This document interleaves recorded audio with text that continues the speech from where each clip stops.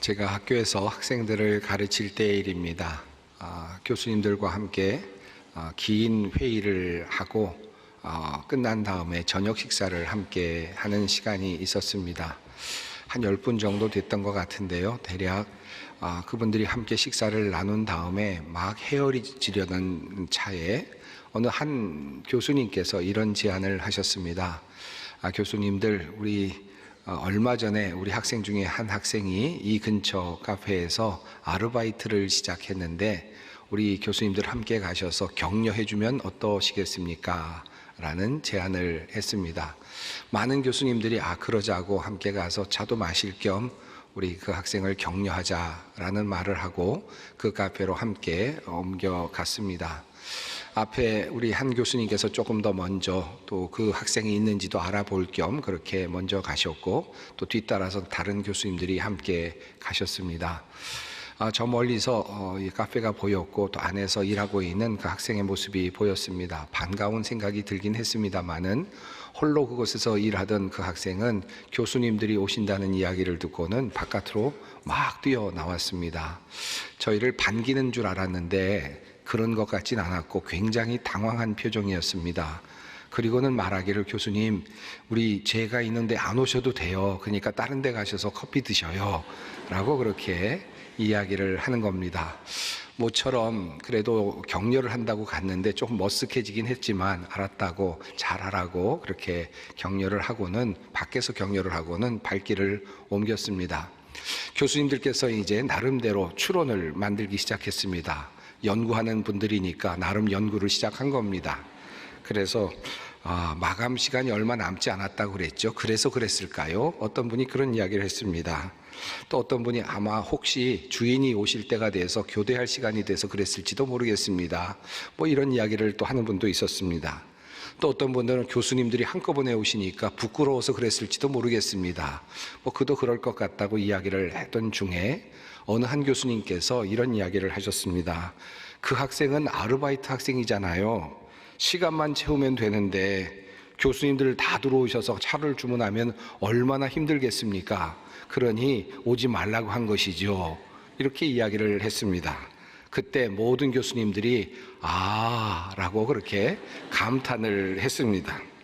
그리고 모든 교수님들은 그 이론이 가장 타당하다는 결론을 가지고 서로 헤어지게 되었습니다. 그리고 나서 저는 결심을 한 것이 하나 있는데요. 그것은 절대로 우리 학생들이 알바를 하고 있는 곳에는 가지 않는다라고 하는 그런 마음을 갖게 되었습니다. 아르바이트를 하는 학생과 주인의 차이가 뭘까 이후로 많은 생각을 하곤 했습니다. 좀 다를 수는 있지만 제가 경험한 바에 따르면 마감 시간 한 30분 전쯤에 들어갔을 때 아르바이트생이 하는 말과 주인이 하는 말은 좀 다른 것 같았습니다. 아마 아르바이트 학생들에게 이렇게 말하라고 가르친 것 같기는 합니다만은, 고객님, 마감 시간이 30분 정도 남았는데요. 그래도 괜찮으실까요? 이렇게 이야기를 하는 경우가 있었습니다.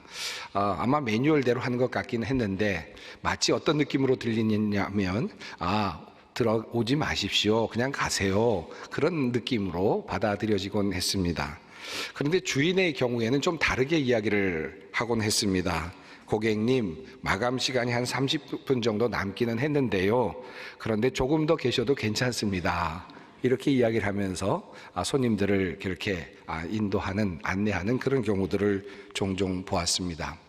몇 달 전쯤에 우리 교회 목사님들과 함께 예술의 전당에 가서 음악회를 함께 감상할 그런 기회가 있었습니다. 공연장에 들어가기 앞서서 함께 먼저 조금 이른 식사를 하고 공연장으로 들어가려고 했는데 이 식당이 5시에 문을 여는데 공연장에 좀 편안하게 들어가려면 한 4시 반쯤 식사를 해야 되는 겁니다. 그래서 그 식당에 이야기를 해서 조금 일찍 열어줄 수 있겠느냐 이야기를 했더니 열어주겠다고 해서 일찍 가서 이제 주문을 하고 이른 식사를 하고 이제 연주장에 들어간 적이 있었습니다. 그러다 보니까 근무 시간이 아직 되지 않았고 여는 시간이 되지 않았으니까 홀에는 일을 도와주는 사람이 한 사람, 직원이 한 사람만 있었습니다. 물론 또 주방에는 사람들이 있었겠죠. 한 20여 명이 한꺼번에 들어가니까 한 직원이 감당하기가 쉽지는 않았던 것 같습니다. 뭐 사람들이 이것저것을 다 요청을 하니까요. 접시 갖다 주세요. 컵이 필요합니다. 물 좀 채워주세요. 가위 좀 갖다 주세요. 집게 없나요? 이런저런 이런저런 이야기들을 하면서 그 일하고 있는 직원들을 이제 일을 시킬 수밖에 없었죠. 자, 이렇게 일을 하고 있는데 그 직원이 하는 모습을 가만히 보니까 감동이 되었습니다. 굉장히 어린 나이에 한 고등학생쯤 돼 보이는 아이였는데 아마 대학교 한 1, 2학년쯤 됐던 것 같습니다. 야릿야릿한 그런 예쁜 여학생이었는데 이분이 열심히 일을 하는데 아무리 우리가 이런 것저런 거 달라고 해도 한꺼번에 여러 주문이 몰리는데도 한 번도 얼굴 붉히거나 좀 못마땅한 표정을 하지 않고 열심히 네 그러면서 일을 하는 겁니다. 일을 시키면서도 참 감동이 되어서 보면서 야, 어떻게 저렇게 일을 잘할까 생각을 하는 그런 차에 우리 목사님들께서 이제 나름대로 또 추론을 하였습니다. 목사님, 아마 저 친구는 이 집 그 주인의 딸일 것 같습니다. 저렇지 않으면 저렇게 일을 할 필요가 없습니다. 아마 주인 딸 정도 되니까 저렇게 일을 하겠지요. 그러면서 가만히 보니까 정말 그럴 것 같아요. 우리 집안에서 지금 장사가 잘 된다라는 그런 마음으로 열심히 일하는 것 같은 그런 느낌이 들었습니다. 그런데 어느 조급했던 한 목사님이 그것을 직접 질문으로 던졌습니다. 여기 우리 일하시는 분은 이곳 주인의 따님이시죠? 라고 이렇게 질문을 던졌는데 뜻밖의 답을 하는 겁니다. 아니요, 저는 아르바이트 학생이에요 라고 이야기를 하는 겁니다. 근데 그 이야기를 하는 순간에 저도 감동이 됐고요, 또 다른 목사님들도 굉장히 감동을 받은 눈치였습니다. 어떻게 아르바이트 학생이 저렇게까지 일을 할까? 저렇게 즐겁게 일을 할까? 저렇게 아무런 내색하지 않고 기쁘게 일을 할까 하는 생각이 들었습니다. 나오면서 우리 목사님들께서 말씀하시기를 우리 교회 일할 자리가 없을까요? 저런 분들 좀 일을 좀 맡겼으면 좋겠습니다. 이런 이야기를 하면서 돌아왔던 적이 있었습니다. 다시 한번 가서 보고 싶은 그런 느낌이 드는 학생인데 얼마나 열심히 일하는 모습이 멋졌는지 하는 그 제 마음에 남아있는 그런 분이기도 합니다. 지난 주일에 우리는 주인의 마음으로 라는 제목으로 설교 말씀을 함께 나누었습니다. 한 종의 삶을 우리가 돌아보았는데요. 특별히 아브라함의 종, 이름이 없는 종이죠 사실은. 그런데 그 늙은 종이 아브라함을 위해서 주인의 마음으로 먼 길을 달려가서 속히 돌아오려고 노력했던 그런 그 멋진 그 종의 모습을 우리가 살펴본 적이 있었습니다. 오늘 설교 제목은 사람을 찾습니다 라고 하는 제목입니다만은 어찌 다시 제목을 붙이라면 주인의 마음으로 2편이라고 붙여도 될 것 같다라는 생각이 듭니다. 오늘 저는 이 말씀을 조금 젊은이들에게 해주고 싶은 마음이 있습니다. 우리가 어떻게 살아가야 할까라는 고민을 하고 있는 젊은이들이 있다면 오늘 설교 말씀을 좀 주의 깊게 마음에 새기면서 들어주셨으면 좋겠다 하는 그런 마음으로 하나님의 말씀을 전달하고자 합니다. 오늘 본문 말씀은 여러분 잘 아시는 달란트의 비유입니다. 저는 이 달란트의 비유를 벌써 여러 번 설교를 우리 이 강단에서 했고요. 또 이 강단에서 수많은 목사님들이 또 달란트의 비유를 설교하셨고요. 또 다양한 방식으로 경로를 통해서 여러분은 이 달란트의 비유를 여러 번 설교로 들으셨습니다. 저는 언젠가 한 번은 이 달란트의 비유를 시간의 관점에서 함께 해석하고 함께 이 말씀을 나누기도 했고요. 또 한 번은 또 한 달란트 받은 종의 관점에서 이 본문을 다시 읽고 함께 말씀을 나누기도 했습니다. 자, 오늘은 여러분과 함께 이 달란트의 비유를 주인의 관점에서 한번 생각을 해 보려고 합니다. 주인의 관점에서 본다면 이 달란트는 어떻게 보일까요? 한 주인이 먼 여행을 떠나가게 되었습니다.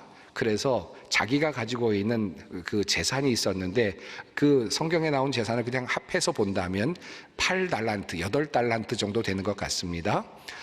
그런데 이 달란트를 가지고 이제 세 종을 불렀습니다. 그리고 한 종에게는 5달란트를 맡겼고 또 한 종에게는 2달란트를 맡겼고요.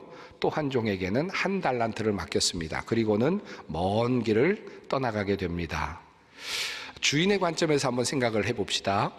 만약에 주인이 이렇게 5달란트, 2달란트, 1달란트를 맡겼다면 그 주인은 어떤 의도가 있었을까요? 왜 그렇게 했을까? 종들이 꽤 많았을 수도 있습니다. 3명만 아니었을 수도 있겠죠. 자, 그런데 이 주인은 3사람 종을 골랐습니다. 나름대로는 생각이 깊었겠죠. 내가 가지고 있는 재산을 잘 관리해 줄 수 있고 또 내가 가지고 있는 재산을 잘 불려줄 수 있는 사람이 누굴까를 고민했을 겁니다. 그리고 그 사람들 중에서 3사람을 선택했다고 할 수 있겠습니다. 자, 어떤 사람에게는 5달란트를 주었고 어떤 사람에게는 2달란트. 왜 주인은 그렇게 했을까요? 나름대로 생각을 했겠죠. 내 재산인데 이 재산이 그냥 사라질 수도 있는 것이니까 믿을 만한 사람에게 많은 것을 맡겨야 하지 않겠습니까? 나름대로 주인은 긴 시간 동안 종들을 바라보다가 이 친구에게 5달란트를 맡기는 것이 적절하겠다 판단을 했을 가능성이 높죠. 그러니까 한 친구에게는 5달란트를 맡긴 겁니다. 또 한 친구에게는 가만히 생각해 보니까 5달란트를 맡기기에는 조금 위험해 보이는데 그래도 괜찮은 것 같다, 신뢰할 만한 것 같다라는 생각이 들었겠죠. 그래서 그 종에게는 2달란트를 맡겼습니다. 또 마지막으로 생각해 보니까 1달란트를 맡겨야 되겠는데 가만 보니까 이 친구는 믿을 수도 있을 것 같기는 한데 무언가 안심이 안 됐던 부분이 있었던 것 같아요. 그러니까 이 주인은 이 종에게는 5달란트를 맡기지는 않았습니다. 1달란트 정도 맡겨서 한번 실험해 보자, 이 친구가 어떻게 하는지 보자 라고 생각을 했을 겁니다. 그러니까 주인의 입장에서 본다면 5, 2, 1를 맡기는 것은 당연한 겁니다. 또 나름의 이유가 있고 원칙이 있었을 겁니다. 받는 사람의 입장에서 본다면 왜 나는 1지? 왜 저 사람은 2이지? 왜 저 사람은 5이지? 이런 불평이 생길 수도 있겠지만 주는 주인의 입장에서 본다면 많은 고심이 있었을 것이고 나름의 결단이 있었을 것입니다. 그리고 그 안에는 하나의 모험도 함께 담겨져 있었을 겁니다. 자, 긴 시간이 지났습니다. 그리고 나서 주인이 돌아왔습니다. 5달란트를 받았던 종이 와서 주인에게 5달란트를 더 내어놓습니다. 10달란트를 내어놓고 주인에게 말합니다. 주인께서 가실 때 5달란트를 맡겼는데 내가 5을 남겼습니다 라고 그렇게 이야기를 합니다. 주인의 마음이 어땠을까요? 이런 생각이 들었을 것 같습니다. 그렇지, 내가 잘 봤구나. 저 사람은 잘할 줄 알았어. 그러니 역시 5을 맡겼더니 5을 남겼잖아. 그러니 이제 이 사람과는 앞으로도 함께 일할 수 있겠구나. 이 종을 믿고 앞으로도 함께 나의 이 모든 문제를, 또 나의 사업을 함께 일고 갈 수 있겠구나. 믿을 만한 사람을 한 사람 이제 찾았구나. 아마 이런 생각을 했을 겁니다. 두 번째로 2달란트 받은 종이 다시 왔습니다. 그리고 주인에게 또 2달란트를 더 내어놓고 말합니다. 주인께서 2달란트를 맡겼는데 제가 4달란트로 불렸습니다. 주인이 이런 생각이 들었겠죠. 내가 이 친구에게 맡길 때에는 5달란트 맡긴 친구보다는 조금 덜 신뢰를 했었는데 그래서 2달란트를 맡겼는데 이 친구도 생각보다 잘했네. 이 친구에게 5달란트를 맡겨도 될 뻔했구나. 똑같이 2배를 옮긴 걸 보니까, 늘린 걸 보니까 이 친구도 믿을만 하구나. 그래서 주인은 그에게 말합니다. 착하고 충성된 종아, 내 기쁨에 참여하라. 이 말의 뜻은 무엇일까요? 이제 나와 함께 같이 내 사업을 함께 하고 내 일을 도와라. 함께 일하자. 내가 좋은 사람 찾았다 라고 하는 그런 의미이겠습니다. 자, 그런데 세 번째 종이 찾아왔는데 1달란트를 맡긴 종입니다. 나름 맡기긴 하면서도 조금은 걱정을 했던 친구였는데 역시나 아니나 다를까 그 친구의 답이 좀 묘합니다. 성경은 이 이야기를 이렇게 전하고 있습니다. 한 달란트 받았던 자는 와서 이르되 주인이여 당신은 거두는 사람이라 심지 않은 데서 거두고 해치지 않은 데서 모으는 줄을 내가 알았으므로 두려워하여 나가서 당신의 달란트를 땅에 감추어 두었었나이다. 보소서 당신의 것을 가지셨나이다. 자, 그러자 주인은 이렇게 대답을 하죠. 약하고 게으른 종아, 나는 심지 않은 데서 거두고 해치지 않은 데서 모으는 줄로 내가 알았느냐? 그러면 내가 마땅히 내 돈을 취리하는 자들에게 나 맡겼다가 내가 돌아와서 내 원금과 이자를 받게 하였을 것이니라. 이 한 달란트 받은 종의 그 이야기를 읽어보면 나름대로 이유가 있고 나름대로 많은 생각을 했었다라는 것을 알 수 있습니다. 적어도 이 이야기의 흐름을 본다면 이 한 달란트를 받은 사람은 왜 나는 한 달란트를 받았지라고 하는 불평이나 불만은 없었던 것 같습니다. 그런 이야기가 나오지는 않죠. 우리가 충분히 상상은 할 수 있겠지만 그러나 그가 말하는 내용을 보면 표면적으로 그런 이야기를 하고 있지는 않습니다.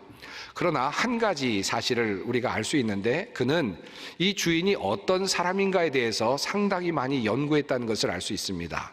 주인은 어떤 성향인가를 연구했는데 그가 얻은 결론은 어떤 결론이냐 하면 나의 주인은 마음이 굳은 사람이다 라는 것입니다. 다시 말하면 구두쇠라는 뜻이겠죠.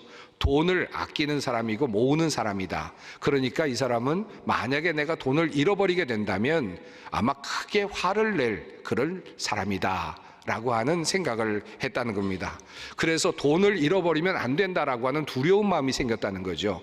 그래서 나름의, 여기까지는 그 주인에 대한 나름의 연구가 잘 진행이 됐다고 할 수 있겠죠. 물론 이것은 어느 정도 오해였습니다만은 나름의 주인에 대한 연구를 했습니다. 그리고는 그 다음에 어떻게 했습니까? 자, 그러면 내가 어떻게 여기서 살아남을 것인가? 이것을 생각을 한 거죠. 다시 말하면 이제 내가 만약에 사업을 벌리다가 돈을 잃어버리게 되면 주인은 화를 낼 것이고 나는 그로부터 쫓겨나게 될지도 모른다. 그러니 중간쯤 하자. 그러니까 원금이라도 잘 가지고 있다가 주인에게 돌려주는 것이 상책이다 라고 생각을 한 거죠. 주인의 마음으로 생각한 것이 아니라 내가 어떻게 살아남을 것인가, 나 중심으로 생각을 한 겁니다. 그리고 그 방식으로 그는 실행을 했다고 할 수 있겠습니다. 자, 이러니까 이것에 대해서 주인은 이렇게 말하지 않습니까? 다시 봅니다. 악하고 게으른 종아, 그러면 내가 마땅히 내 돈을 취리하는 자들에게나 맡겼다가 내가 돌아와서 내 원금과 이자를 받게 하였을 것이니라. 만약에 네가 정말 그렇게 생각했다면, 주인을 조금이라도 더 생각했다면, 네가 그렇게 생각을 했다면 차라리 이자를 주는 사람에게 돈을 맡겼다가, 그것도 어느 정도의 위험 요소는 있었겠지만 그래도 이자라도 받아서 이자라도 가지고 왔어야 되지 않겠느냐. 너는 전혀 주인의 마음을 생각하지 않았다. 내가 지금 이것을 맡기고 있는 주인의 마음을 전혀 고려하지 않았다라고 하는 책망을 합니다. 그리고 그를 내어 쫓으라고 말하죠. 이 뜻은 무엇이겠습니까? 이것은 이제 나는 너와 함께 일하지 않겠다. 너는 나와 함께 일할 수 없다. 너는 내가 찾던 사람이 아니다 라고 하는 그런 말이 되겠습니다. 달란트 비유에서 나오는 이 종은 그런 면에서 보면 어쩌면 자신을 위해서 진정한 일꾼이, 자신에 대해서 진정한 일꾼이 누구인지 알고자 했던 그 주인의 사람을 찾는 방법, 시험, 이것을 제대로 알아차리지 못했다라고도 할 수 있을 것입니다. 어느 과수원에 과수원 주인이 있었는데 그분이 또 나무를 가꾸기도 하고 또 열매를 따서 팔기도 했다고 합니다. 그런데 이 과수원이 아주 잘 되었다고 합니다. 이 과수원은 이 열매가 참 맛이 있고 달다라는 소문이 나서 많은 사람들이 그곳에 와서 그 과실을 사가곤 했습니다. 번창하는 그런 사업이 되었다는 것이죠. 그래서 이 과수원 주인이 너무 피곤하기도 하고 힘들어서 나름대로 이 정도 이제 과수원을 일구어 놨으니까 이제는 내가 안 해도 되겠다 생각을 해서 일하는 사람 몇 사람을 이제 구해서 그 사람들로 하여금 과수원을 돌보게 하고 좀 쉬려고 하였다는 겁니다. 자, 그런데 얼마 지나지 않아서 그 과수원이 그만 과거에는 그렇게 많은 사람들이 와서 그 열매를 사가지고 가고 또 칭찬도 자자했던 그런 과수원이었는데, 다른 사람들에게 맡기자마자 얼마 되지 않아서 그 과수원에 사람들이 점점 끊어지기 시작을 한 겁니다. 주인은 생각합니다. 왜 똑같은 과실나무에서 매년 똑같은 열매가 열리고, 그리고 우리는 그 열매를 지금 팔고 있는데 왜 과일 맛이 없다고 하지? 그리고 왜 사람들이 줄어들지? 생각을 합니다. 그리고 다시 주인이 와서 그 과수원을 이제 관리하기 시작하자 다시 사람들이 몰려오고 또 과일들이 팔려나가기 시작했다는 겁니다. 여러분, 그 원인이 어디 있었을까요? 나중에 이 주인이 가만히 연구를 하고 살펴보니까 다른 이유가 아닌 한 가지 이유가 있었다는 것입니다. 주인은 매번 과일을 딸 때마다 그 익은 열매들을 분간해서 그 열매들만을 따서 그렇게 팔았다는 것이죠. 여러 긴 먼 곳들을 계속 다니면서 과수원을 여기저기 오고 가면서 익은 열매들만을 따서 그렇게 팔았답니다. 그런데 종들, 다른 사람들에게 시켰더니 그 사람들은 그냥 익은 열매만 따는 것이 아니라 한꺼번에 가면서 익지 않은 열매들도 함께 따다가 익은 열매들은 팔고 또 창고에 두었다가 익은 것처럼 보이는 열매들을 내다가 팔더라는 것이죠. 당연히 맛이 없을 수밖에 없었다라는 것입니다. 주인의 마음으로 사는 것과 주인의 마음이 아닌 종의 마음으로 사는 것과는 이만큼 큰 차이가 있습니다. 전혀 다른 것 같지 않은데 많은 것이 달라질 수밖에 없습니다. 이 지점에서 우리가 한번 생각해 보십시다. 우리는 지금 하나님께로부터 많은 달란트를 받은 사람들이죠. 그렇게 생각해 본다면 이런 질문이 생겨납니다. 하나님이 우리에게 많은 달란트를 주시고 그리고 맡겨주셨는데 그 마음은 어떠하실까?